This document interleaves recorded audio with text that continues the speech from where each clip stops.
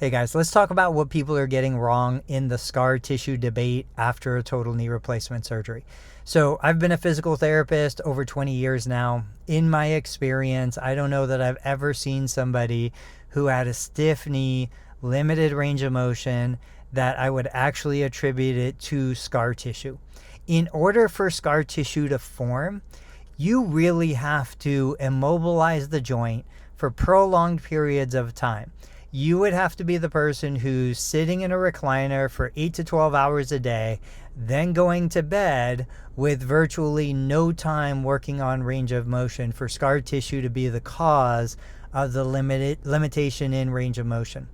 And I'm going to tell you that just because the knee is painful when you try to straighten or painful when you try to bend it, that pain is more indicative of inflammation and what I would call a chemical problem than scar tissue, which I would call a mechanical problem.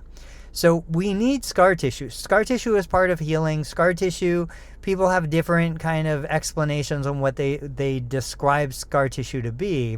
I'm going to tell you that true scar tissue, when it is restricting range of motion, it is not painful. You don't have motion. You try to bend it, you try to straighten it, it doesn't want to move. That's scar tissue, but it's not painful. When there's pain going on, when we're talking about restrictions in range of motion the first week, the second week after knee replacement, there isn't even time for scar tissue to develop, let alone mature to the point that it's going to limit your range of motion. So I don't want people fighting a demon that doesn't exist. Yes, scar tissue is real, but most of the time the problem is managing the inflammation, managing the post-surgical swelling, pain, redness, heat.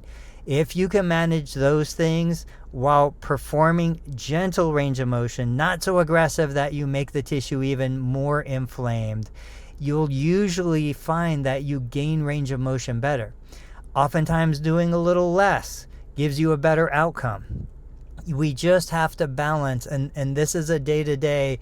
You can't just use arbitrary guidelines. Some days you're going to feel better, some days you're going to feel worse. You have to balance the recovery.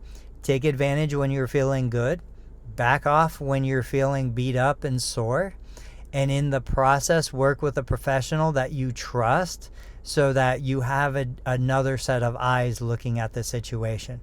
But scar tissue is vilified when I don't think it's really the problem. In most cases, the problem is active inflammation and not giving the tissue enough recovery time to heal while you're working on range of motion.